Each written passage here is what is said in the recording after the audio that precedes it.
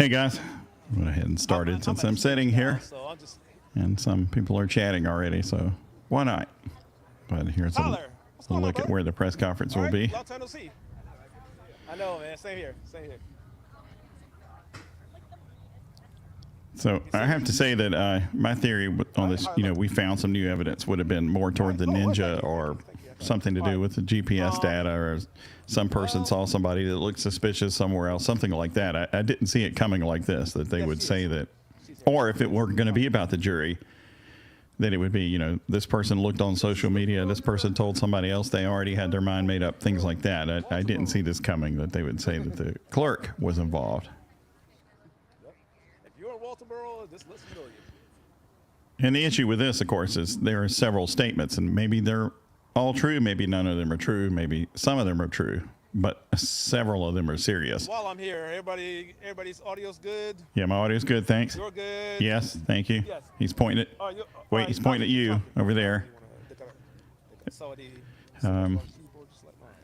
pointing to Los Angeles, so. They are, man. How you been? Pretty good, brother. Anyway, if the clerk tells the jurors, as the defense has affidavits from jurors saying that she did, to ignore what the defense has to say, don't fall for it, things like that, that's a no-go. That's a no-go. I've never heard of that. I mean, everything happens sooner or later, but this one caught me off guard when I read their motion. I figured it would just be another defense motion and have a bunch of smoke and very little fire in it. And even the fact that we're going to have a press conference didn't suggest to me that there was real merit to it. But this is different. This is not what I saw coming for sure.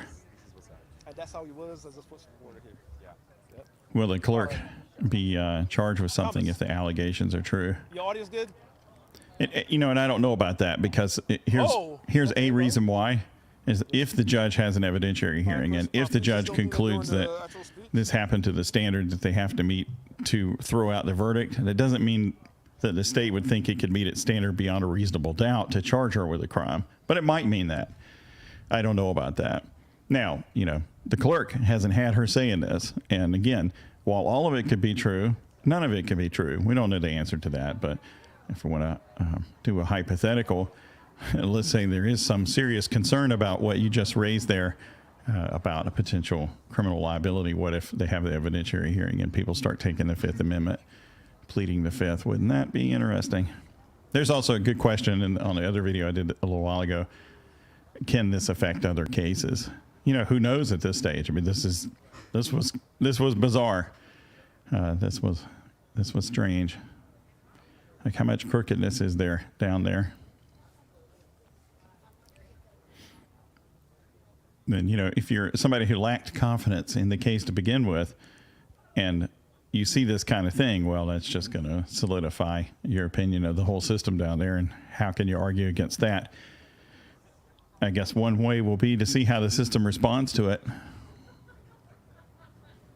So here's an opinion here. The comment is this trial was corrupt from the start. So if you feel that way, this is confirmation of that. And I normally, of course, say don't read things through your own filter, because then you don't see the other side of things. But if your position is this was corrupt, well, in fact, this is confirmation of that you're not just imagining that if this is true, this would be a form of corruption, right? So if your idea is the system's corrupt and this turns out to be true, it doesn't hurt your position at all. It kind of supports it. I don't know that what the judge is going to do here. I'm not sure. And the only time I've read this thing is what I read this morning, and that was very quick because it was in the middle of other stuff too, which I should be doing, but I'm going to do this. So I'm not sure what they'll do here with that. And maybe these guys will speak on that, whether they think this judge is the appropriate judge or whatever. I mean, normally it would go back to that judge. So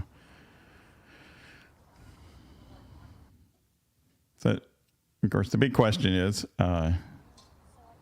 it true or not? So I see some things here, like comments like, how can somebody think they'll get away with this and stuff? Right. I hear all that. But again, while I think this is a very powerful motion, it's still just a motion at this point, and it has evidence to support it, but it's the only one side's been presented so far. And this stream that I'm looking at has locked up. I'm going to check and make sure there's not somebody else with a stream that isn't locked up. So give me a moment. We're still ahead of the game. If that starts back up, it'll crank back up on the screen. All right, here's another group of people who are just talking about it. Nothing else. I'd rather have the live stream of the thing so we see as soon as it starts. I'll come back to the chat here in just a moment.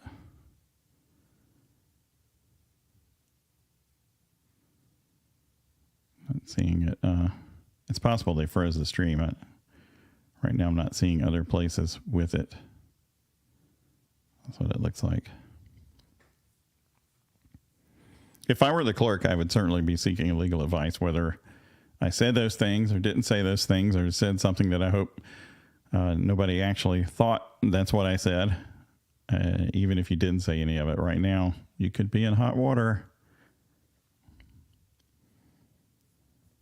All right, so I am keeping an eye out on this. Court TV receiver 2 is down. And now I'm having to listen to this.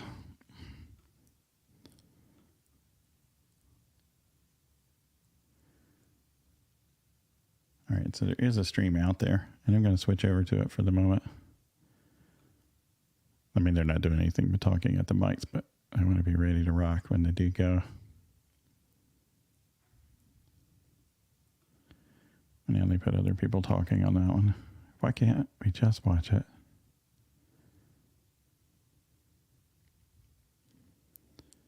So give me a moment here.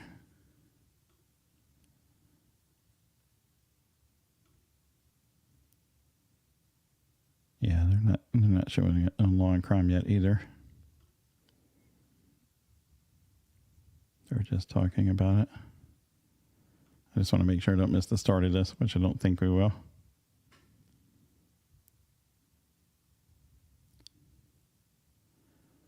I think it'll pop back up here in a moment.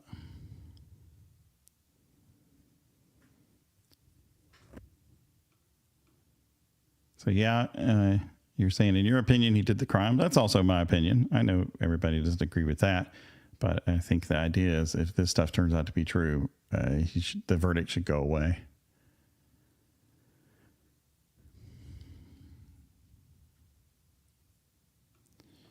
Tony Z saying, I can only assume her book was a catalyst to this investigation by the defense.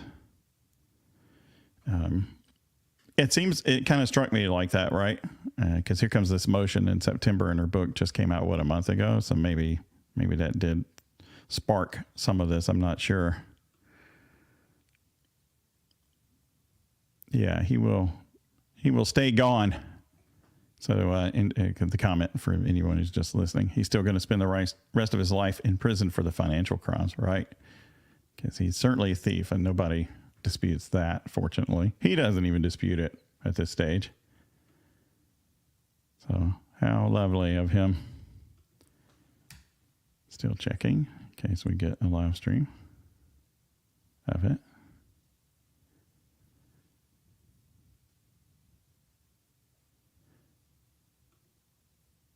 Oh, yeah, here we go. Yeah. Hang on, guys.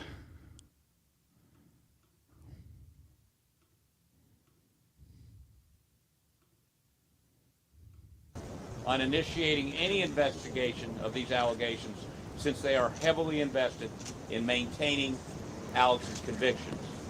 We suggest they wait for the Court of Appeals to rule and receive direction from the trial court. If the Court of Appeals remands the case for an evidentiary hearing, if the Court of Appeals remands the case for an evidentiary hearing, we would also request that those in the media and the public respect the privacy of those filing. Jim and I want to thank those on our team who stand behind us and have worked tirelessly to ferret out the truth. Alex Murdaugh maintains maintained and still maintains his innocence in the murder of Maggie and Paul and believes the truth will ultimately prevail. Jim? The right to a jury trial, Stand over here. the right to a jury trial is a fundamental principle of our justice system.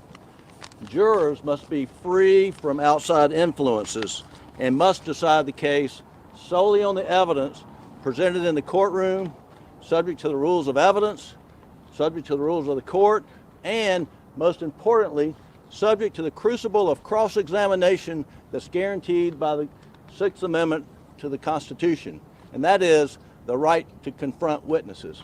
When jurors receive private communications outside the confines of a public courtroom, the Sixth Amendment is violated and numerous other constitutional rights are violated. And that's not Jim Griffin on the law, that is the law of the land.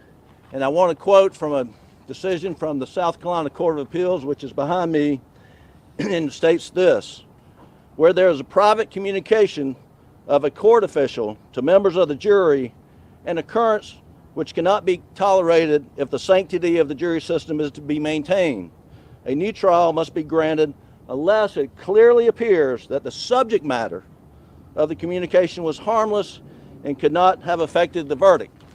What we had filed today, supported by sworn testimony of jurors, is that the clerk of court had improper private communications with the jurors, and the subject matter of those communications was the credibility of the defense that the Murdaugh legal defense team put up, and it was the believability of the defendant's own testimony.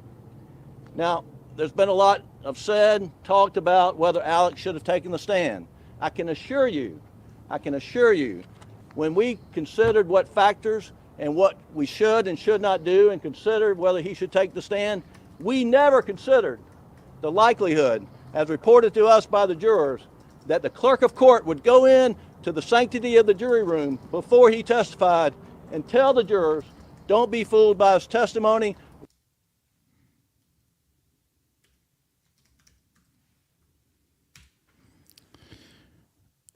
And no reason to believe that it's not. There's no choice but the courts to grant a new trial. Thank you. Any questions?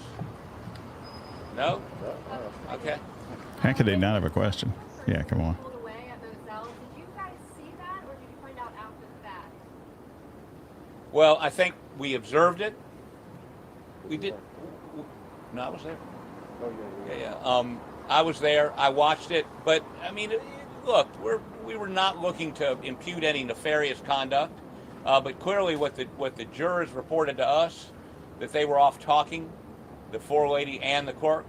I saw them together, but I wasn't watching. I believe. Look, I've been doing this almost 50 years. The bedrock of any trial, and I've done hundreds of them, is that the clerk of court is the person that makes sure the jury gets their food. If they're put up for the night, someplace to stay, their travel accommodations are met. They're not someone that ever should talk to them about the case. I've never had it happen. Yeah. Again, I've been doing this for a very long time. Never heard of it happening until this case. And one thing we want everyone to understand, that the clerk of court is an elected official by the people, not appointed by the judge, not appointed by the judiciary. It's a public official who's elected and is an independent state actor. And so what we're complaining about in the motion that we filed today is the conduct of an elected official, not conduct by Judge Newman or anybody in the unified court system. And I think it's important also to understand that she is a state actor, and that's why we forwarded today a letter to the U.S. Attorney asking them to open an investigation into the violation of Alec Murdaugh's civil rights by a state actor under color of state law. I believe you guys had 4 jurors that you had affidavits for in the paperwork you filed. Did they reach out to you, or did you guys reach out to them?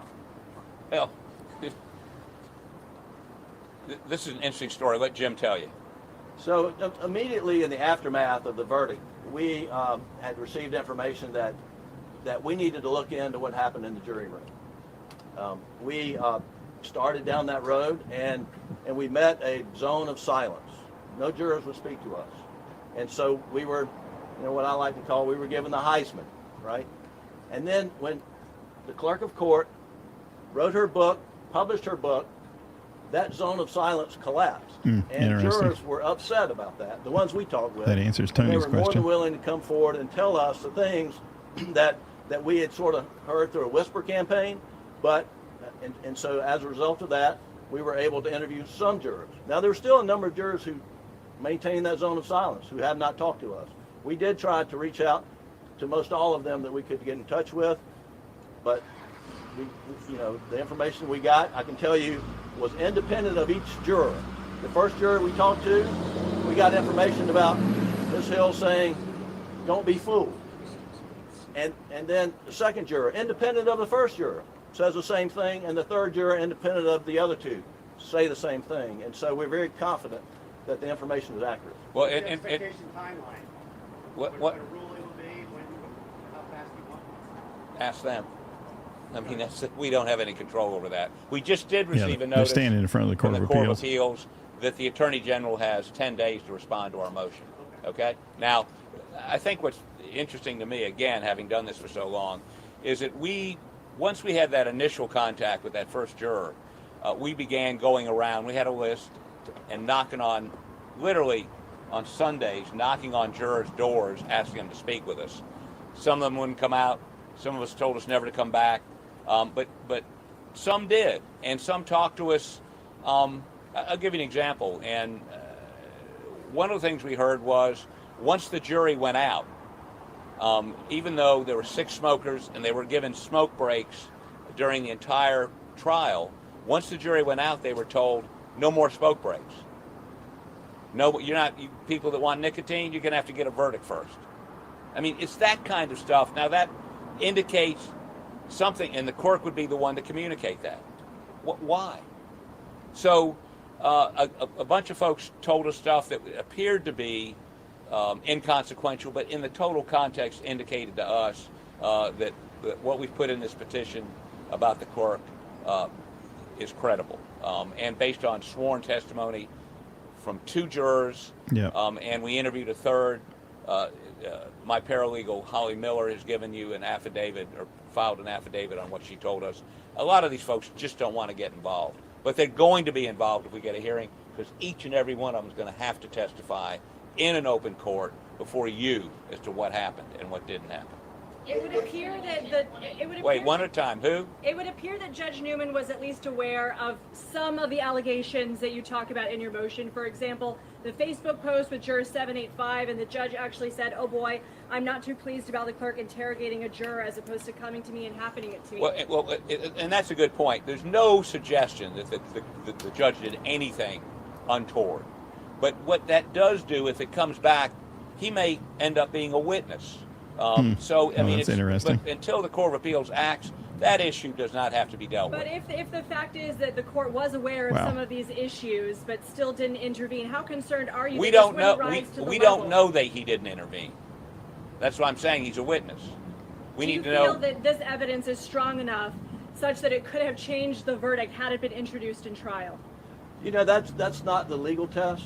The legal test is the subject matter prejudicial to the defense. Yeah, it's different when there's a state official, court official doing this. Was the subject matter of the improper private conversation material to the defense? If it's immaterial, like what do you want to have for dinner? Do you want to take a smoke break? Do you want to go home? Those are immaterial matters. But when the subject matter is, and is reported under oath by these jurors, it was a direction on how you should receive Alec Murdaugh's testimony. You should look at him. Don't be fooled by him. That subject matter is absolutely material. That's the core of our defense, and that is something that we had no chance to defend against. And so we strongly believe if that evidence is accurate, and the law will require a new trial. So when was the last time you spoke with your client? When was the last time No you spoke comment. with your client, and what has he shared with you in this latest motion? Well, I can't talk about attorney-client privilege information. I can tell you that when I shared with him the affidavits, he's a lawyer. He was astonished. He was shaking. He was in disbelief. and he thanked Mr. Harpootlian, Mr. Barber, and myself for spending our weekends on dirt roads in Colleton County. And by the way, we've seen more of Colleton County on dirt roads in places we're city boys, we didn't believe existed in this state, looking for folks that would talk to us. A lot of doors slammed in our face. A lot of doors slammed in our faces. Do you think Ms. Hill should still have her job? I'm sorry? Do you think Ms. Hill should still have her job? No comment. I'm sorry, what? Yeah, they will all have to swear in, I think. There's a lot of detail in there about that. And there's some in-camera transcripts there. Well, was this not something that it was just handled very quickly? The fact that you guys are alleging it didn't exist at all and perhaps was conspired to be created to get this juror dismissed? Yes. That's a very serious allegation. It's all serious. Everything we've alleged, everything in those affidavits is serious. This is a very serious matter. And again, So what you see in the sworn testimony that's been filed today is Ms. Hill told the court that there was a Facebook post by this juror's ex-husband. The ex-husband has filed an affidavit saying, "I've never posted a Facebook post." Ms. Hill in her office says he must have deleted it. We can't find it. But they produced a Facebook post from someone with the same name apologizing for an earlier Facebook post and that Satan made him do it and et cetera, et cetera. And Ms. Hill related that as being this juror's She wasn't booted, I think, until somebody from Domino's said that she was talking. You So, can match them up. but They still, don't match. they're saying the clerk And made what we this do up. know, and we laid it out in detail in our brief, is that the apology Facebook post was posted, I think, on February 16th. It said we had deleted it the day before, February 15th. Ms. Hill is telling Judge Newman on February 23rd that I just saw this Facebook post. Impossible. Impossible. We also have in there sworn testimony that Ms. Hill told this juror that SLED went out and confirmed with your ex-husband that he posted that. Not true, according to the sworn testimony. and Phil Barber and Well, I and Howie this Moulton Facebook office thing is went just down and one part interviewed of the this. ex-husband, and he allowed us to, I wouldn't know how to do it, but Phil did, to download his entire They also said she Facebook told the history. jurors to ignore the None of defense that is in there. evidence. They have two So, jurors I mean, saying again, that. we've done what we can do. We're not the police. You know, we have no way to compel anybody to talk to us or give us anything.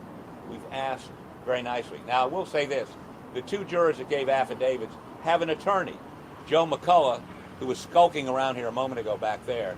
So if you Yeah. want to know about those two jurors, you may I want to have a agree with chat that. with him. What's the motivation of the jurors Wait. talking to you? Wait, what? What's the motivation, do you think, of the jurors talking to you? Are they upset with the clerk? I think they were upset with the way things went, and the clerk, I think they may very well, yes, they're upset with the The clerk. They're book upset with the way sound. It this does sound played like the out. book kicked it over. Their vote? Can't comment on that. The Facebook post, the person who posted the original post, have you ever gotten an opportunity to speak with them? And if so, No. No. I mean, the original post, we don't know whether it ever existed. But the apology post, do you speak with him, Phil? No. No, we did not speak. Do you have a timeline from the FBI regarding the request for investigation? Well, as you know, having talked to the FBI before, no. They're not going to tell us anything. In your letter to the U.S. Attorney, you mentioned the importance of having the FBI investigate as opposed to SLED, for example. Can you talk about the importance of having the FBI involved? Well, having anybody but SLED investigate it. SLED is very invested in this conviction. How invested? Well, the agent, David Owens, that testified under cross-examination by Jim, admitted two things. For the One, Facebook part, he yes. perjured himself in front But there was a of different thing the with the grand jury. Domino's, plus And two, direct he statements to the fabricated jurors. evidence. It's her book, I SLED think, it made teed it him off. this year's I think. Law Enforcement Officer of the Year. So is that the agency that ought to be going to jurors? I don't think so. I think that the court, if this is remanded back, the trial court should pick somebody else. If the FBI is not doing it, then there are plenty. There's sheriff's departments. There are other folk, not Colleton County, but other sheriff's departments that could go out and interview jurors or bring them to court. I mean, all these jurors are going to end up testifying anyway. See? There may not be any reason to See? go out and interview them. Right. You may just put a subpoena on them, bring them to court. Yeah. if you're appealed before witnesses testify in an under oath. But Judge Newman, I think, ended up kicking her off because the Domino's person or whoever said that she made a comment about Yeah, I mean, her that's something position that- on the case, and That it would wasn't the happen Facebook if thing we get the ultimately. hearing that we've Facebook only requested. matters here That's why because they're we've saying she requested made it hearing, up. so that we get subpoena But there are power. other and that is a he said, she said. Subpoena not just individuals But there come are to other court, things that jurors the come jurors to say court, she said to witnesses come to jurors court, generally that it's a big records, problem. Phone records, for example, emails, for example. I mean, so with a hearing, we have a broad array of assets at our disposal to bring evidence to court. Right now, we've got nothing except Dick's Mercedes and dirt roads in Colleton County. Have you spoken to any jurors who refute what the other jurors are saying? No, we've not had any juror contradict anything what the other jurors are saying. What you saw in some of the affidavits is the jurors were separated. Yeah, one guy two said, "Well, I rooms don't know if they said that or not. I wasn't sort of in the broke same up room with them from, sometimes." You know, That's fair. guys in one room, gals in another room. I don't know if that was appropriate. Men in one room, females in another room, and so the comments that we've gotten on the sworn affidavits come from the ladies' room, if you will, more so than the men's room. But we do have information that we submitted from one juror where he does acknowledge that she talked to him about evidence, about autopsy photos, and don't be upset about them. I mean, that should not be happening. It that should but not be happening. That wouldn't be so bad. And this juror's a smoker, and he relayed to us basically the coercive effect of people who have a nicotine habit not able to smoke Until they reach a verdict. until they reach a verdict. And so that's what we got. Wait a second. I had Yeah. an issue with the cable at the very. Can you read that their initial motion to me real fast? Because I had an issue with sending. Do what now? The motion you read. Can you read that? The very first thing. I didn't catch it. I mean, I'll read it for you after we get done with this, but I don't think I ought to keep all these folks doing that. Would you request a change of venue? Well, you got to get a new trial before you get there, and that's not something we're going to talk about today. And yes, ma'am. Well, they have put some information out in this so far from where they're coming from, the timing of things.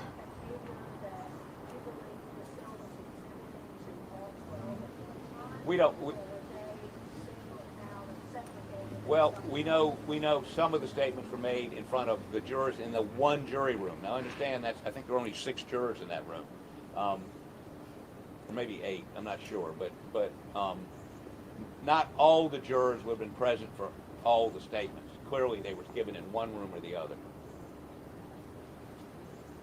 And just to be clear, the catalyst for reinvestigating this was publication of this book. Yes, ma'am. Go ahead. So we didn't stop investigating, but we were hitting brick walls until her book came out. See, he said it and right then there. Jurors who obviously were not comfortable with how she handled matters were even less comfortable with her going on a book tour and making money off what she did. That's what was reported to us. So she has said her book is self-published. That really doesn't sound Yeah, like thanks for this. Either the algorithm's suppressing me or I'm super boring, or both. Self-published. Well, she's trying to make a lot of money. That's the point. I mean, she's trying to make money off of it. She's selling the book. I mean, the question is, was it a successful scheme? I don't know. Yeah, exactly. I mean, That's not the if you point. read it, I'm not going to give a book review here, but I don't know that you buy the book. Damn, I mean, it's just not putting the well dunk on. written. The story she tells is not accurate, in our opinion. At least the facts as we saw them. What did you think about the passage of her book that describes going to Moselle with the jurors? Well, the problem I have with what she says in there is, after going to Moselle, we, if you notice, she used the plural we, felt such and such and such and such. Is that the jurors and her? I mean, I think that's great cross-examination for her when she testifies in this matter before the trial judge, if the Court of Appeals sends it back. Do you want any hearing in this matter? That's a good point. Absolutely. Thanks. Absolutely. We want all y'all there. We miss you. Oh, Lord. But what they're saying is, Any at other least questions? give us a hearing on this. See if this is true or not. That's their next step. Investigations into the alleged jury misconduct. In these allegations, have you uncovered any additional things that you would present in a second trial for your defense? Well, Let's not talk about that. yeah, exactly. No, The next step for them is a hearing. Second trial, you have to wait and see. You know, we're not going to disclose any of that today. Have you What tried is your to? optimism for getting for this motion? I'm very optimistic that ultimately we will get a new trial. How long that'll take, I don't know. Have you tried to reach Clerk Hill, ask her any questions about any of this? We've not reached out to Clerk Hill. We had reached out to some other folks, and based on the information we received, we thought it would be pointless to reach out. Do you have any alternate suspects or suspects? What now? Do you have any alternate suspects or suspects to case? Yeah, it's not really the point of this, We're though. focused on getting him Yeah. a new trial. That's Exactly. what we've been working on. Anything else? No? Thank you so much. Thank you, sir. Let me read this statement to him real quick. Now he's got another statement. They're already trying to kick him out on this program here. Who wanted the statement? Who's coming straight out to That the is statement there. Mr. Harpootlian, Mr. Griffin, and Mr. Barber Shut up. speaking. Shut that down. So, all right. Let me close out of this. I'll go over what I heard and see what you heard. Sorry. Yes, one more. All right.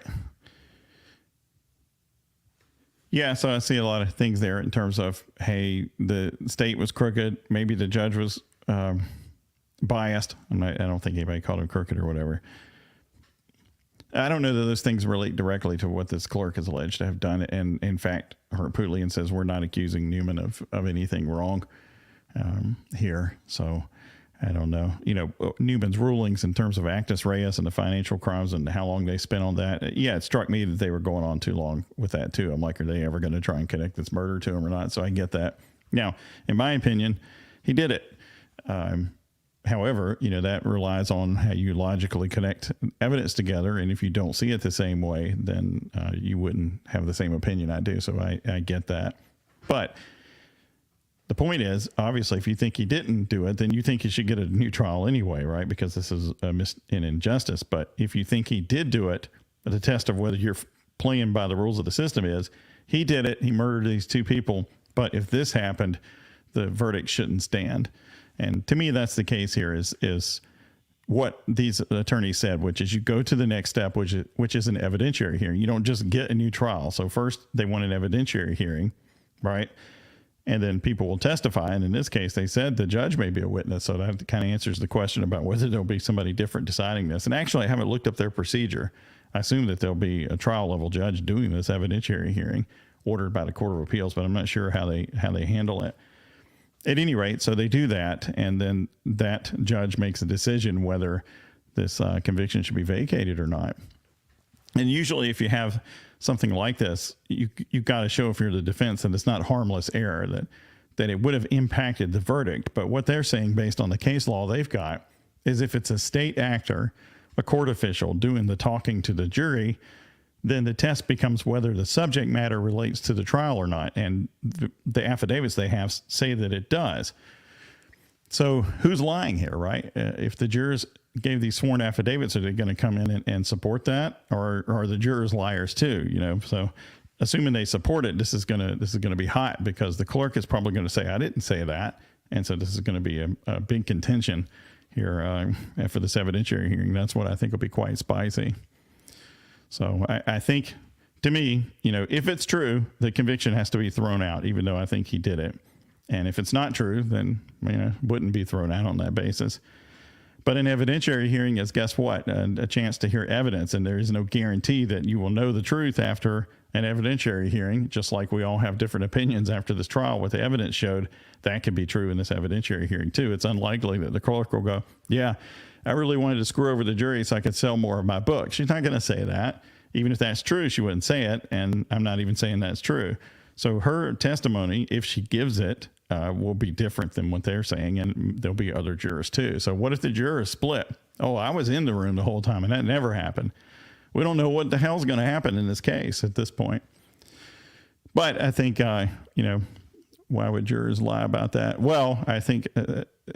let me put it this way. I've seen on some of the media I was reading before I came in on this live stream, people basically saying that they were lying about that. And I'm thinking, so we want to trust these jurors for a murder conviction, but we don't want to trust them on an affidavit after that. I don't know about that. So that's why I said the first thing I did when I saw this thing posted was I went to the exhibit section where they're going to have all their affidavits and evidence. I don't need to hear their characterization of it before I see, do they have something or not? So I first looked at some of the juror stuff and go, whoa, they actually have a juror affidavit saying the clerk said, disregard this evidence. To me, that's way bigger than this whole Facebook kerfuffle situation. So is the clerk saying, don't pay attention to this evidence? That is a no-no. And they have a juror saying that. So that's a big deal to me. And that ought to be enough to get him to an evidentiary hearing. That doesn't mean it's true.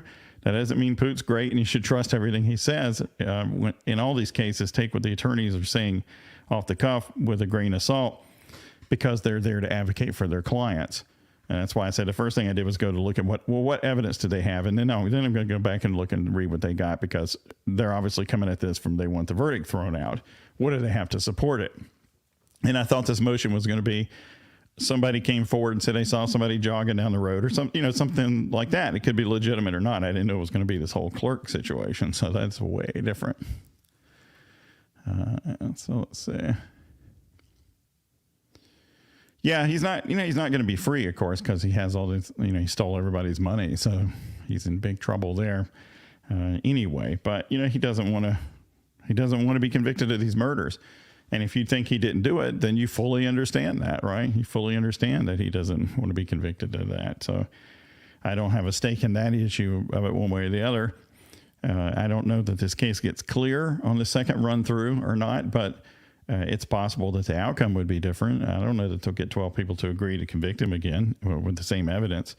Now that each side has seen what each has to offer, some of the things that were the worst against him in terms of lying about being down at the kennels by not remembering it. Also, the extent of testimony about his financial crimes, will that be the same or not just because it's part of the actus reus? A lot of things could happen differently if there were going to be a second trial. So I know, let's see what we got here.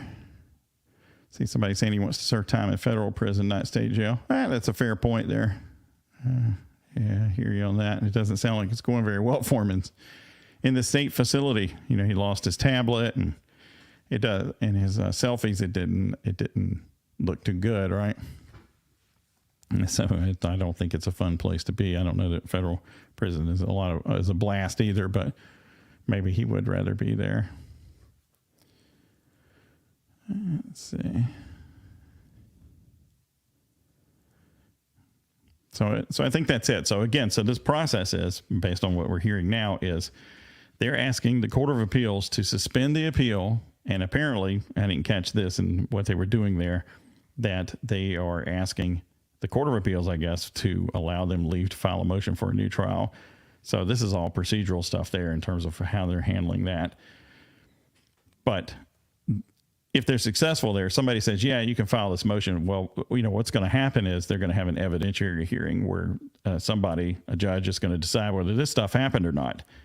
So they're not going to throw the verdict out based on this motion. But I think this motion is going to be successful. And they said the state had 10 days to respond to it. I mean, what are you going to do if you're the state? Do you come up with 3 other jurors who said, I never heard that, which could be totally legitimate, but you got 2 jurors who did hear say that? Like, I don't even know how you could stop this from getting to an evidentiary hearing. Eventually, you're going to have to put people under oath and let each side ask questions, I think.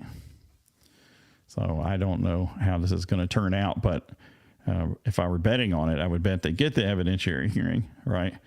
And then the odds change because you don't really know what's going to happen. But if it turns out that it's believable that this happened, even if you're not sure this happened, but if you're pretty sure it happened, shouldn't his verdict be thrown out? I mean, how does this not create a cloud over the system? There are already people in the chat saying, I don't believe that this was a fair trial.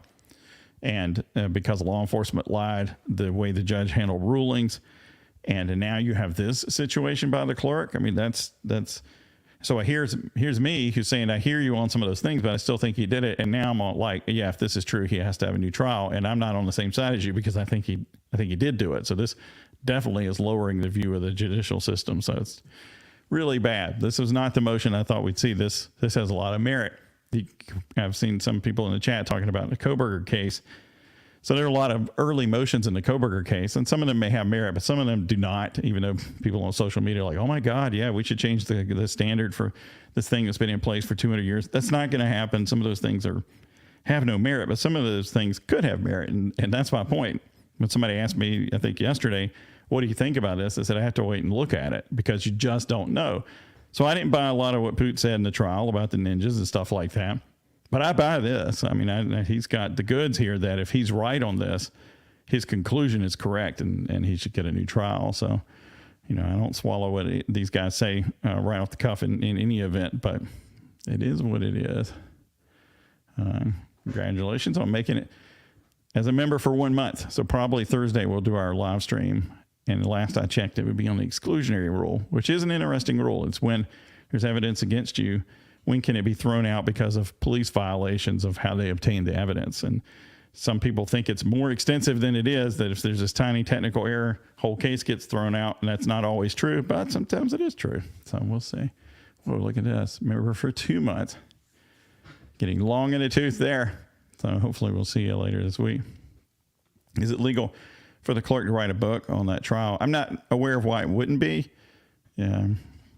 Unless they have some kind of state specific thing about it, but I'm not aware of that. But however, what they did put in this motion is some email and document traffic where allegedly, because I don't know if this is true, allegedly she was trying to change the terms of deals with some of the broadcasters or documentary people so that they would feature her in their documentary to some degree. And if she did that, you're not supposed to be doing that. There's Tony popping in for 2 months. And Tony was the very first member of all, and also called it that the book was what really prompted the jurors to start talking in this case. According to the defense, they said that a couple of times. So you're right on the money on that.